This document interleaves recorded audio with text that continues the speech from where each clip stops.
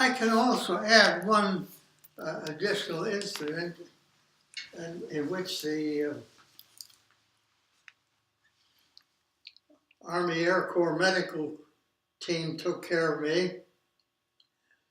It just so happens that 75 years ago this month, I had an event in which I had to bail out of a damaged P-40. Thank you for doing that, Dad. And luckily, I was able, after the collision in the air, I was able to gain enough altitude that it was safe to climb over the side of the P-40 after I had slid the canopy back. In exiting from the plane, I hit the tail of the plane and injured my right leg rather severely. But fortunately, the parachute opened up in time. That I don't remember the flight down, but it wasn't more than a couple of seconds before I was in the trees in Okefenokee Swamp in northern Florida. Well, luckily the parachute snagged in the trees and left me hanging about 10 feet from the ground. So I was able, with the knife I carried,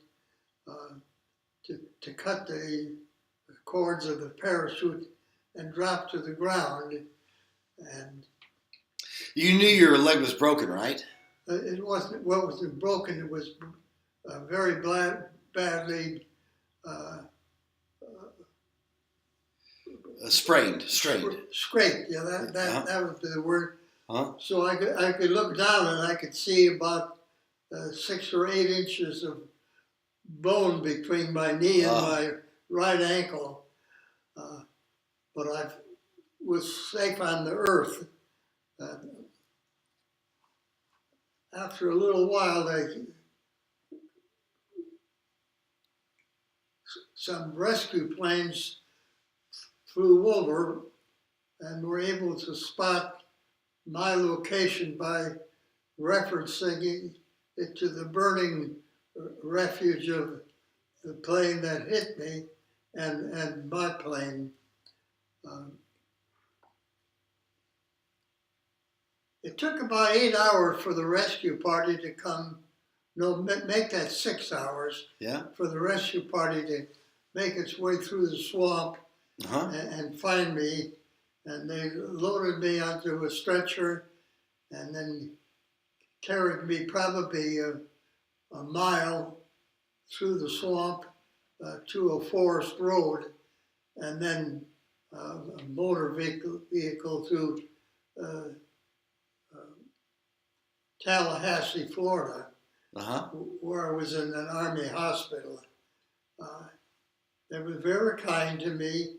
They treated me very well. They managed to take care of my injured leg, and it was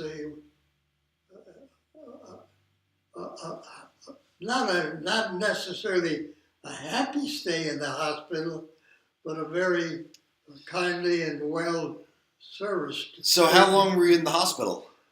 I was in the hospital about a week or so. And then incidentally,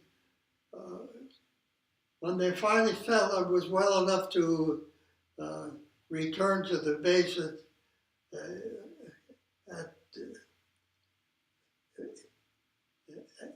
the air base at Tallahassee, Florida.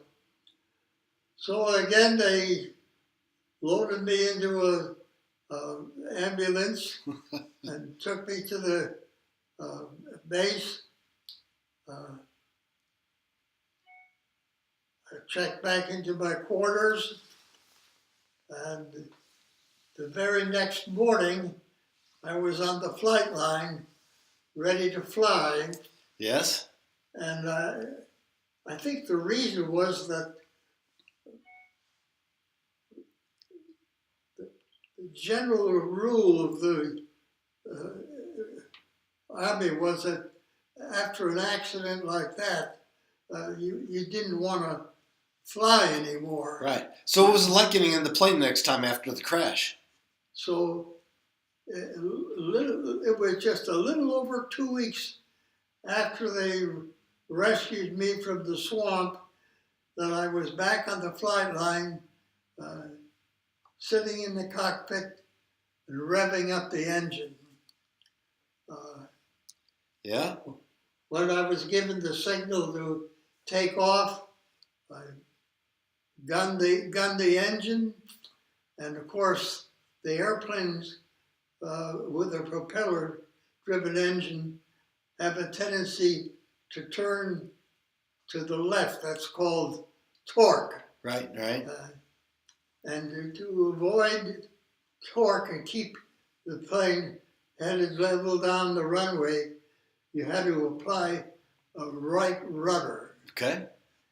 And although my wound had not been sufficiently healed, it was still an advantage, and I had to apply a tremendous amount of pressure into my leg, and you knew that didn't feel great. not only did it not feel great, it was the part of the whole incident that hurt the most. Were you worried about crashing again? Where was the crash? Were you worried about crashing again? Not worried about crashing again, but that was the thing they wanted me to get over, the fact that fear of flying. Sure, yeah. Fear of this occurring again.